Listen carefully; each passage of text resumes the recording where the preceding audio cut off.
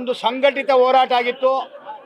ಭೂಮಿ ಉಳಿಸ್ಕೊಳ್ಳಕ್ಕೆ ರಾಜ್ಯದ ಎಲ್ಲ ಸಂಘಟನೆಗಳು, ಕಲಾವಿದರು, ತುಂಬ ಪ್ರಗತಿಪರರೆಲ್ಲ ಒಂದಾಗಿ ಹೋರಾಟ ಮಾಡಿದ್ದು. ಇದು ಅಂತಾರಾಷ್ಟ್ರೀಯ ಮಟ್ಟದವರೆಗೂ ಕೂಡ ತಲುಪಿತ್ತು. ಒಂದು ಒಳ್ಳೆಯ, ಒಂದು ಐತಿಹಾಸಿಕವಾದಂಥ ದಾಖಲಾ ಹೋರಾಟಕ್ಕೆ ಇವತ್ತು ಸರ್ಕಾರ ನೋಟಿಫಿಕೇಶನ್ ಡ್ರಾಪ್ ಮಾಡ್ತೀವಿ ಅಂತ ಹೇಳಿರೋದು ಒಂದು ಜನ ಚಳವಳಿಗೆ ಸಂದ ಜಯ ಅಂತ ಮೊದಲು ಹೇಳಕ್ಕೆ ಇಚ್ಛಪಡ್ತಿದ್ವಿ. ನಿಮ್ಮ ಹೋರಾಟಗಳು ದೇವನಹಳ್ಳಿ ಇದಕ್ಕಷ್ಟೇ ಸೀಮಿತ ಆಗುತ್ತೋ ಕರ್ನಾಟಕದ ಬೇರೆ ಬೇರೆ ಭಾಗಗಳು ಸಮಸ್ಯೆಗಳು ಆದಾಗ ನಾವು ಭಾರತ ದೇಶದಲ್ಲಿ ಕೃಷಿಗೆ ಮೊದಲ ಆದ್ಯತೆ ಕೊಡಗು ಉಳಿಸ್ಕೋಬೇಕು ಅಂತಿದ್ದೇವೆ. ಯಾವುದೇ ಒಂದು ಅದಕ್ಕೆ ನಾವು ಹೇಳಿದ್ವಿ, ಅಭಿವೃದ್ಧಿ ವಿರೋಧಿಗಳಲ್ಲ, ಆದರೆ ಯಾವ ಥರ ಕೈಗಾರಿಕೆಗಳು ಬೇಕು, ಕೃಷಿ ಹೆಂಗೆ ಬೇಕು, ಇದಕ್ಕೆ ನಮ್ಮದೇ ಆದಂಥ ಮಾದರಿಗಳನ್ನು ಕೊಡ್ತೀವಿ ಅಂತ ಹೇಳಿದ್ವಿ.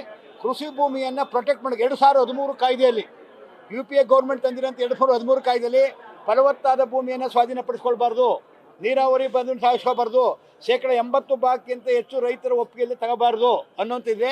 ನಾವು 2013 ಆ್ಯಕ್ಟಿಗೆ ಡಿಡ್ ಹಾಕ್ತೀವಿ. ಭೂಮಿಯನ್ನು ಬಲಾತ್ಕಾರವಾಗಿ ಸ್ವಾಧೀನಪಡಿಸ್ಕೊಳ್ಳೋಕ್ಕೆ ನಮ್ಮ ಹೋರಾಟ ಎಲ್ಲೆಲ್ಲೂ ಮುಂದುವರಿತದೆ.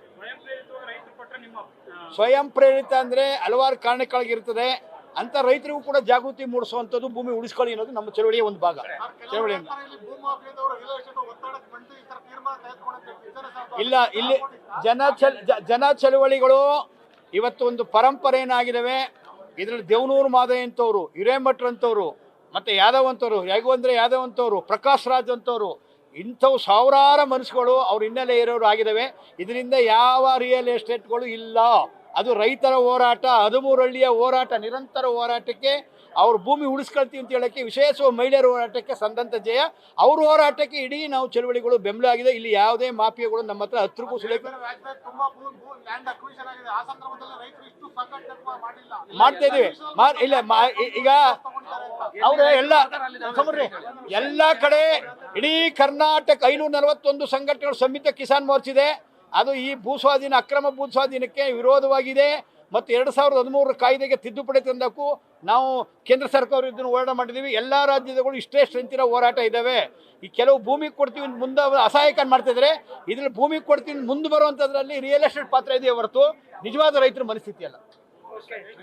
ಗಾಂಧಿ ಬಂದು ಸೇರ್ತೀವಿ, 3 ಗಂಟೆ ಸೇರ್ತೀವಿ. ಬನ್ನಿ. ಸಂಯುಕ್ತ ಹೋರಾಟ ಕರ್ನಾಟಕದ ಒಂದು ಚಳುವಳಿ ಮತ್ತು ಚನ್ನರಾಯಪಟ್ಟಣ ಭೂಸ್ವಾಧೀನ ಸಮಿತಿ ಏನಿದೆ, ಈ ಎರಡೂ ಸಮಿತಿಗಳ ಒಟ್ಟು ಹಲವು ಸ್ವರೂಪದ ಮತ್ತು ಬಹಳ ಒಂದು ಮಿಲಿಟೆಂಟ್ ಆದಂಥ ಹೋರಾಟಗಳಿಂದ ಇವತ್ತು ನಾವು ಜಯ ಪಡೀಲಿಕ್ಕೆ ಸಾಧ್ಯ ಆಗಿದೆ.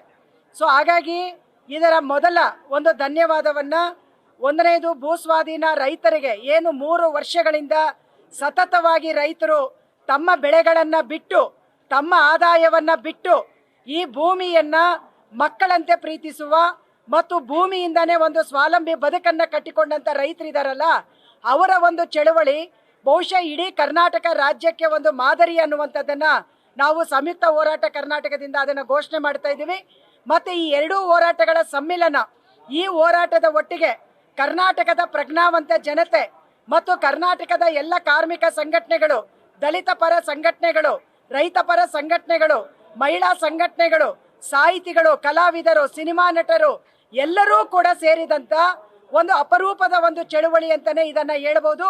ಈ ಚಳುವಳಿಗೆ ಸರ್ಕಾರ ಇವತ್ತು ಒಂದು ಗೌರವವನ್ನು ಕೊಟ್ಟಿದೆ.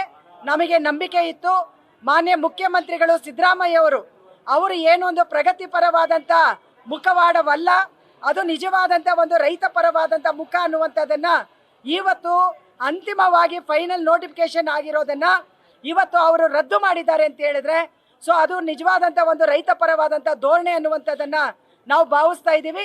ಮತ್ತು ಸಮಸ್ತ ಕರ್ನಾಟಕ ರಾಜ್ಯದ ರೈತರ, ಕಾರ್ಮಿಕರ ಎಲ್ಲ ಸಂಘಟನೆಗಳ ಪರವಾಗಿ ನಾವು ಧನ್ಯವಾದಗಳನ್ನು ಹೇಳ್ತಾ ಇದ್ದೀವಿ. ಮತ್ತೆ ಇವತ್ತೇನು ಬೇರೆ ಬೇರೆ ಕಡೆಯಲ್ಲಿ ಕೂಡ ಭೂಸ್ವಾಧೀನದ ಪ್ರಕ್ರಿಯೆ ನಡೀತಾ ಇದೆ, ಆ ಒಂದು ಪ್ರಕ್ರಿಯೆಯನ್ನು ಕೂಡ ನಾವೊಂದು ಈಗ ಆಲ್ರೆಡಿ ನಾಗೇಂದ್ರ ಅವರು ಹೇಳಿದಾಗೆ ರೈತರು ಜಮೀನು ಕೊಡಲಾರ್ದಾಗೆ ಒಂದು ಮೋಟಿವೇಶನ್ ಮಾಡಬೇಕು. ಮತ್ತು ರೈತರು ಜಮೀನು ಯಾಕೆ ಕೊಡ್ತಾ ಇದ್ದಾರೆ ಅಂತ ಹೇಳಿದ್ರೆ, ರೈತರಿಗೆ ಆ ಜಮೀನಿಂದ ಬರ್ತಾ ಇರ್ತಕ್ಕಂಥ ಆದಾಯ ಅವರ ಬದುಕನ್ನು ಕಟ್ಟಿಕೊಡ್ತಾ ಇಲ್ಲ. ಅವರ ಬದುಕನ್ನು ಕಟ್ಟಿಕೊಡುವ ರೀತಿಯಲ್ಲೂ ಕೂಡ ಮಾನ್ಯ ಮುಖ್ಯಮಂತ್ರಿಗಳು ಮತ್ತು ಕೇಂದ್ರ ಸರ್ಕಾರ ಎರಡೂ ಕೂಡ ಮುಂದಿನ ಹೆಜ್ಜೆಗಳನ್ನು ಇರಿಸಬೇಕು ಅನ್ನುವಂಥದ್ದು ಕೂಡ ಈ ಸಂದರ್ಭದಲ್ಲಿ ನಾವು ವಿನಂತಿ ಮಾಡ್ತೇವೆ. ಈ ಭೂಸ್ವಾಧೀನ ವಿರೋಧಿ ಹೋರಾಟ ಸಮಿತಿಯ ಸಂಚಾಲಕ ವಿಶೇಷವಾಗಿ ಇವತ್ತು 13 ಹಳ್ಳಿಗಳ 1777 ಎಕರೆ ಫಲವತ್ತಾದ ಕೃಷಿ ಭೂಮಿಯನ್ನು ಇವತ್ತು ಮೂಲಕ ಆ ರೈತರನ್ನ ಅವರ ಆ ಭೂಮಿಯನ್ನ ಸರ್ಕಾರ ಅಧಿಸೂಚನೆಯನ್ನು ರದ್ದುಪಡಿಸಿರುವ ಕಾರಣಕ್ಕಾಗಿ ಆ ಭೂ ಸ್ವಾಧೀನ ವಿರೋಧಿ ಹೋರಾಟ ಸಮಿತಿಯ ಪರವಾಗಿ ನಾನು ಸರ್ಕಾರವನ್ನು ಅಭಿನಂದಿಸ್ತಿದ್ದೇನೆ. ವಿಶೇಷವಾಗಿ ಕಳೆದ 1198 ದಿವಸಗಳ ಕಾಲ ಇವತ್ತಿಗೆ ನಿರಂತರವಾಗಿ ಚನ್ನರಾಯಪಟ್ಟಣ ನಾಡ ಕಚೇರಿಯ ಮುಂದೆ ನಾವು ಅನಿರ್ದಿಷ್ಟಾವಧಿ ಧರಣಿಯನ್ನು ಮಾಡ್ತಾ ಇದ್ದೀವಿ.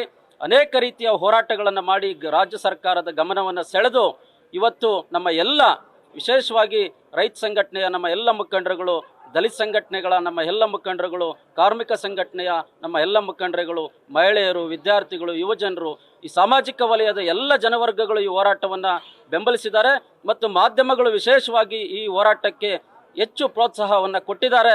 ಆ ಕಾರಣಕ್ಕಾಗಿ ಈ ರಾಜ್ಯದ ಎಲ್ಲರನ್ನ ಈ ಸಂದರ್ಭದಲ್ಲಿ ಆ ರೈತರ ಪರವಾಗಿ ನಾನು ತಮ್ಮೆಲ್ಲರನ್ನ ಅಭಿನಂದಿಸ್ತೇನೆ ಮತ್ತು ನಿಮ್ಮೆಲ್ಲ ಕೊಟ್ಟಂತ ಸಹಕಾರಕ್ಕೆ ಆ ರೈತರ ಪರವಾಗಿ ನಾನು ಕೃತಜ್ಞತೆಗಳನ್ನು ಸಲ್ಲಿಸ್ತಿದ್ದೇನೆ. ಸಂಯುಕ್ತ ಹೋರಾಟ ಕರ್ನಾಟಕ ಸಂಯುಕ್ತ ಕರ್ನಾಟಕ ಹೋರಾಟದ ಪರವಾಗಿ ಮಾಧ್ಯಮ ಮಿತ್ರರಿಗೂ ಕೂಡ ತುಂಬು ಹೃದಯ ಅಭಿನಂದನೆಗಳನ್ನ ಸಲ್ಲಿಸ್ತಾ ಇದ್ದೇವೆ. ಯಾಕಂದ್ರೆ ನೀವು ಸತ್ಯವನ್ನ ಬಯಲ್ಗೆಳೆದಿದ್ದೀರಿ. ಎಲ್ಲ ಚಳವಳಿಗಳ ಪ್ರಕಾರ ನಿಮಗೆ ಅಭಿನಂದನೆಗಳು, ಸರ್ಕಾರಕ್ಕೂ ಅಭಿನಂದನೆಗಳು.